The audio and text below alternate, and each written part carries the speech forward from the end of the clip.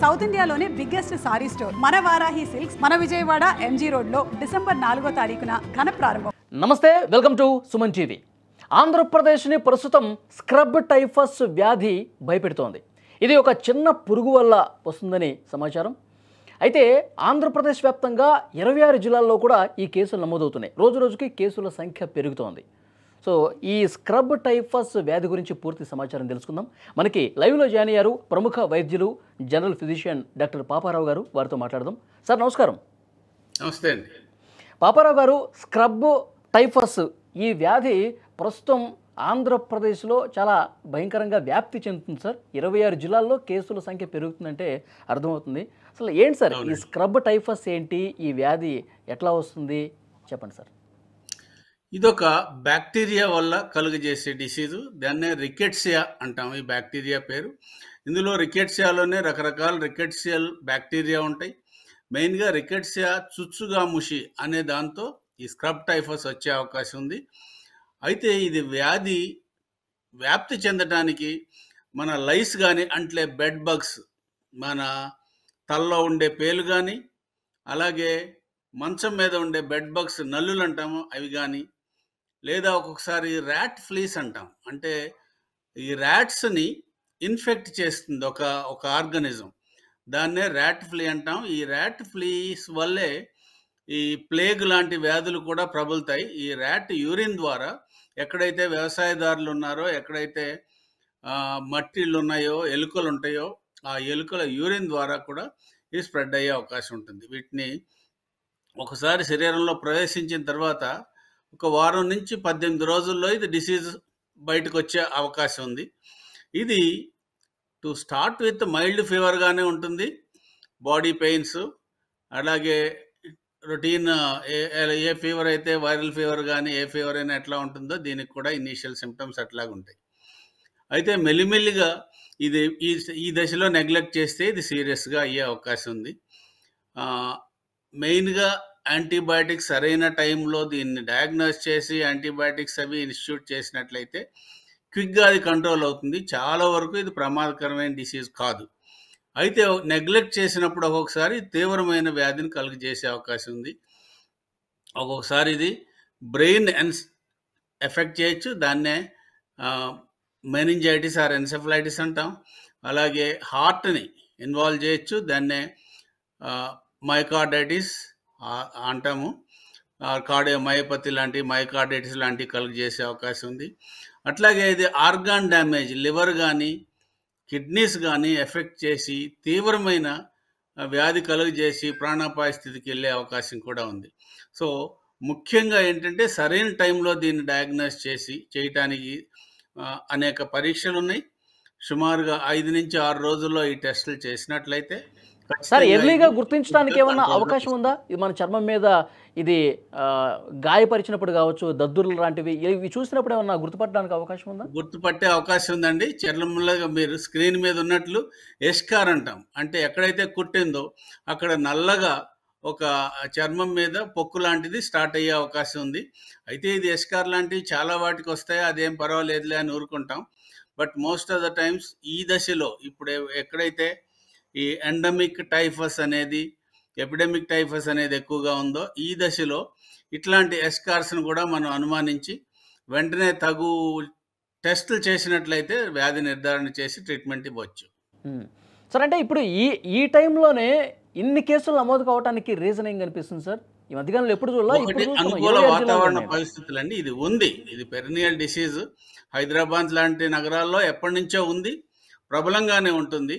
ఎందుకనంటే మనకి dengue fever ఎట్లా ఉందో అట్లాగే ఇవి కూడా ఈ వాతావరణ పరిస్థితులను బట్టి ఏవైతే ఈ లైస్ కానీ, అట్లాగే పేలు కానీ, లేదా ఈ ర్యాట్ ఫ్లీస్ కానీ, మిగతా ఏవైనా సరే ఇవి ప్రబలినప్పుడు, వాతావరణం అనుకూలించినప్పుడు ఒక్కొక్కసారి విజృంభిస్తాయి.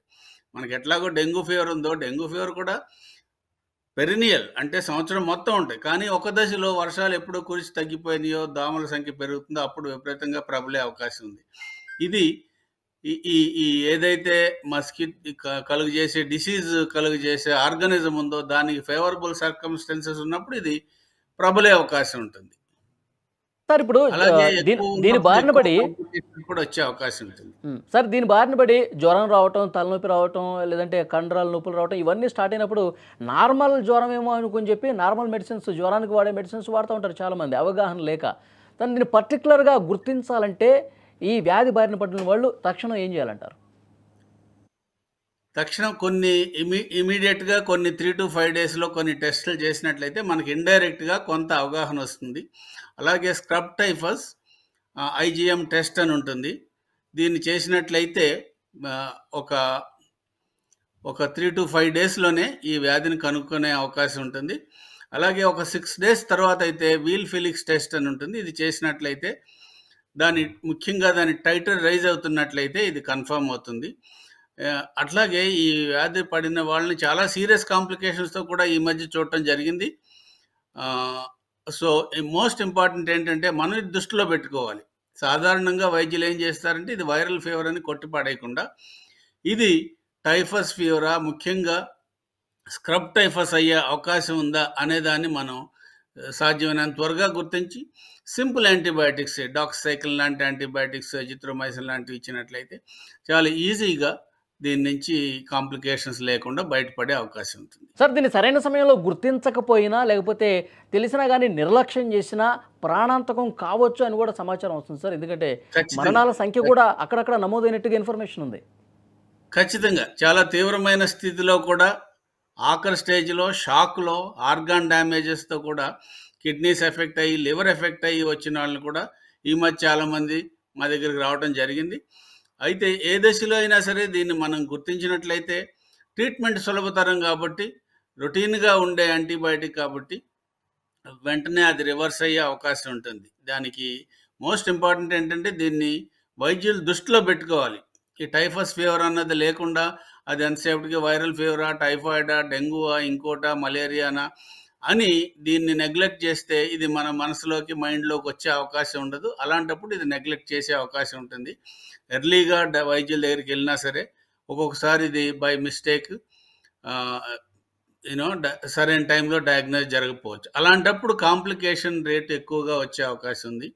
మనం అనుకున్నట్లు తీవ్రమైన వ్యాధి వస్తే ముఖ్యంగా organ damage, liver, kidneys effect అయ్యి, హార్ట్ కానీ, బ్రెయిన్ కానీ ఎఫెక్ట్ అయితే ఇది చాలా తీవ్రమైన డిసీజ్‌ని కాజ్ చేసి ప్రాణాంతకమైన డిసీజ్‌గా అయ్యే అవకాశం ఉంది. అలాంటి స్థితిలో కూడా మేము ఇలాంటి కేసులను చూడడం జరిగింది ఈ మధ్య హైదరాబాద్‌లో. కాబట్టి కొంచెం అవేర్‌నెస్ ఎక్కువ ఉండటము అనేది చాలా ముఖ్యం.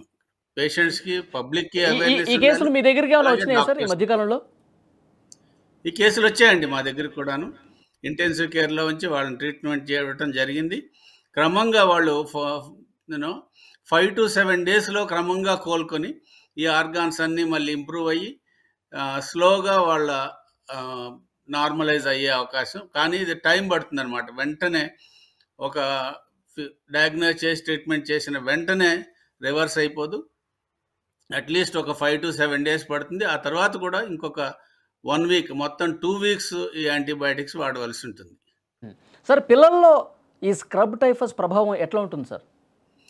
పిల్లల్లో కూడా ఇది తీవ్రమైన డిసీజ్ కలుగజేసే అవకాశం ఉంటుందండి. ముఖ్యంగా పిల్లల్లో 5 ఇయర్స్ లోపు వాళ్ళకైతే ఎక్కువ వల్నరబుల్ పీపుల్ అంటాము. అట్లాగే అబోవ్ 65 వాళ్ళకి కూడా ఇది తీవ్రమైన డిసీజ్ కలుగజేసే అవకాశం ఉంటుంది. ఎక్కువ ఆర్గాన్ డ్యామేజ్ మనం అబోవ్ 65 వాళ్ళకి చూస్తూ ఉంటాము. ఇలాంటప్పుడు తీవ్రమైన ప్రాణాంతకమైన డిసీజ్ కలుగజేసే అవకాశం ఉంటుంది. ముఖ్యంగా పిల్లల్లో లివర్ కానీ, కిడ్నీస్ కానీ ఎక్కువ ఎఫెక్ట్ అయినప్పుడు, ఫీవర్ కన్సిస్టెంట్‌గా ఉండి ఫీవర్ తగ్గినప్పుడు ఇది టెస్ట్ చేసి ఒకవేళ ఇది టైఫస్ ఫీవర్ ఉందా, స్క్రబ్ టైఫసా టెస్ట్ చేసుకుంటే అది వెంటనే గుర్తించి సరైన టైంలో ట్రీట్మెంట్ ఇచ్చినట్లయితే తేలిగ్గానే బయటపడొచ్చు. అయితే గుర్తించకపోవటం అనేది ఇక్కడ చాలా ముఖ్యమైన విషయం.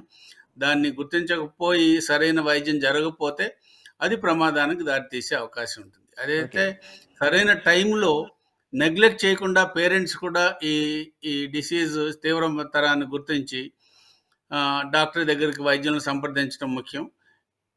అలాగే సరైన టెస్టులు చేసి ఇవేమేమి మనకందరికీ ఫీవర్ అనుకుంటాం కానీ ఫీవర్ అనేది ఒక రోగ లక్షణం మాత్రమే. ప్రతిదానికి ఒక కాజ్ ఉంటుంది. ఈ ఫీవర్‌కి కాజ్ మలేరియానా, టైఫాయిడా, అలాగే టైఫస్ ఫీవరా, స్క్రబ్ టైఫసా అనేదాన్ని గుర్తించి దానికి ట్రీట్ చేసినట్లయితే ఫీవర్ ఆటోమేటిక్గా తగ్గుతుంది.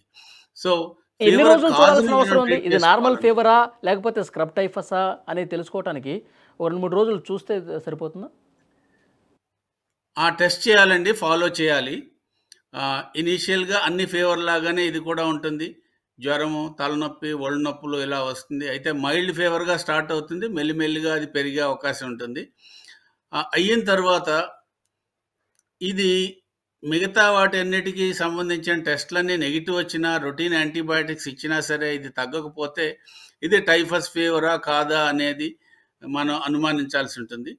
సో చాలామంది ఏంటంటే టైఫస్ ఫీవర్ టెస్ట్ చేయకుండా దీన్ని నెగ్లెక్ట్ చేసి సరైన టైంలో గుర్తించకపోవటం వల్ల ఈ తీవ్రమైన డిసీజ్ కలుగజేసే అవకాశం అంటే ఉంటుంది. ప్రభుత్వ పిల్లల్లో ఆసుపత్రుల్లో కానీ కూడా పెద్దల్లో కానీ. ఈ టెస్ట్ కిట్లు అందుబాటులో ఉన్నాయి సార్ ప్రజెంట్ దీనికి? ప్రతి చోట అందుబాటులో ఉంటాయండి. కిమ్స్లో ఉంది, సిటిజన్లో ఉంది, ప్రతి చోట ఈ ఈ కిట్స్ అన్నీ అందుబాటులో ఉన్నాయి. Thank you very much Paparao గారు. మంచి ఇన్ఫర్మేషన్ ఇచ్చారు స్క్రబ్ టైఫస్ గురించి, మంచి అవగాహన కూడా కల్పించారు. Thank you sir. అదే ఆంధ్రప్రదేశ్లో పూర్తిగా ఈ కేసుల సంఖ్య పెరుగుతున్న నేపథ్యంలో వైద్య ఆరోగ్య శాఖ కూడా పూర్తిగా అప్రమత్తమైంది. ఈ టెస్టులు ఎక్కడికక్కడ జ్వరాలను బట్టి ఆ టెస్టులు చేసేటటువంటి సంఖ్యను కూడా పెంచుతున్నటువంటి పరిస్థితి కనిపిస్తుంది. ప్రజలు ఆందోళన చెందాల్సిన పని లేదు, దానికి పూర్తిగా పక్కాగా ట్రీట్మెంట్ కూడా అందుబాటులో ఉందని తెలుస్తుంది. సో అయితే దీనికి సంబంధించిన లక్షణాలు ఏ విధంగా ఉంటాయి, దీన్ని ఏ విధంగా గుర్తించాలి, దీనికి ట్రీట్మెంట్ ఏ విధంగా ఇవ్వాలి, ఇవన్నీ కూడా పాపారావు గారు చాలా క్లియర్గా ఇన్ఫర్మేషన్ అందించారు. Thank you sir. Thank you.